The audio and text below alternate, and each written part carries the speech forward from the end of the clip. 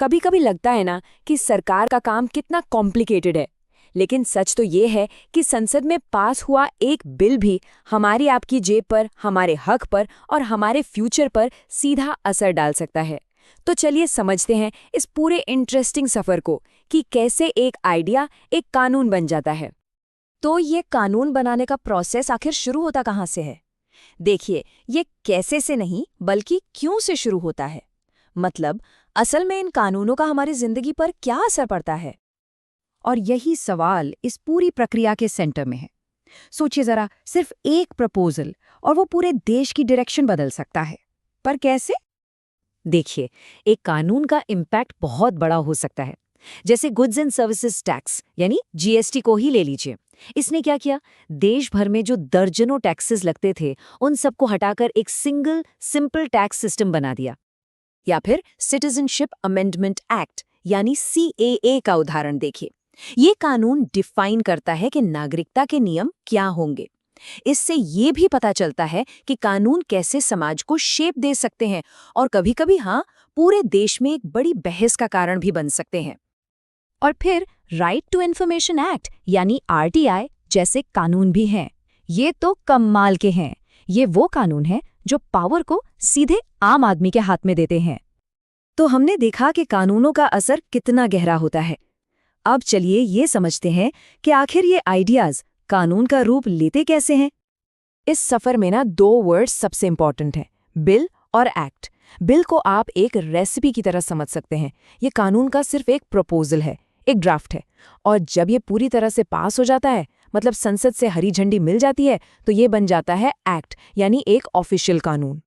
चलिए अब उस सफर पे चलते हैं जो एक बिल को कानून बनने के लिए तय करना पड़ता है, और यकीन मानिए ये कोई आसान रास्ता नहीं है।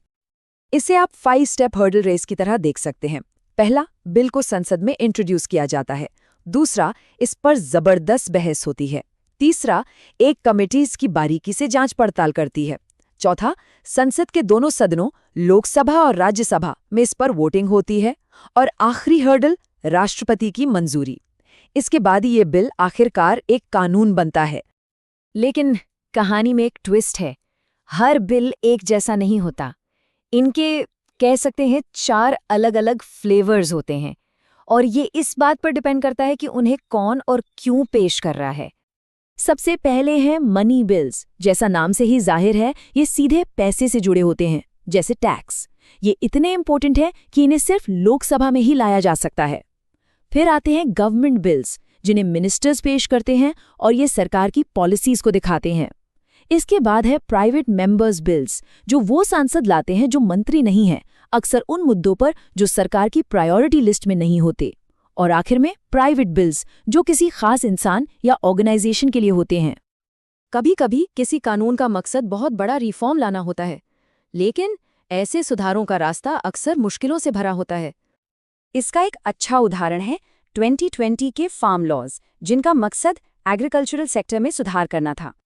लेकिन देश भर में बहुत जबरदस्त विरोध प्रदर्शन हुए और उसके बाद 2021 में इन कानूनों को वापस ले लिया गया। ये एक बहुत पावरफुल एग्जाम्पल है कि कैसे लोगों की आवाज कानून की दिशा बदल सकती है। लेकिन लोगों की आवाज सिर्फ विरोध में ही नहीं, बल्कि रोजमर्रा की जिंदगी में भी पावरफुल हो सकती है। चलिए अब एक ऐसे कानून पर फोकस करते हैं जो नागरिकों को सीधे तौर पर यही ताकत देता है। ये साल याद रखने वाला है, 2005। ये वो साल था जब राइट टू इन्फॉर्मेशन यानी आरटीआई एक्ट हकीकत बना। और ये कोई मामूली कानून नहीं है। ये एक ऐसा टूल है, एक ऐसा हथियार है जो हर नागरिक को सरकारी अधिकारियों से सवाल पूछने का हक देता है। और इसका नतीजा, ज्यादा ट्रांसपेरेंसी और ज्यादा अकाउंटेबिलिटी। तो बात यह है कि छोटे से प्रपोजल से शुरू होकर ये सफ़र एक ऐसे पावरफुल टूल तक पहुंचता है जो हर नागरिक के काम आता है। तो हमने देखा कि कैसे एक आइडिया कानून बन सकता है और देश को बदल सकता है। तो अब सवाल ये उठता है, अगला बड़ा ट्रांसफॉर्मेटिव कानून आखिर किस मुद्दे पर होना चाहिए?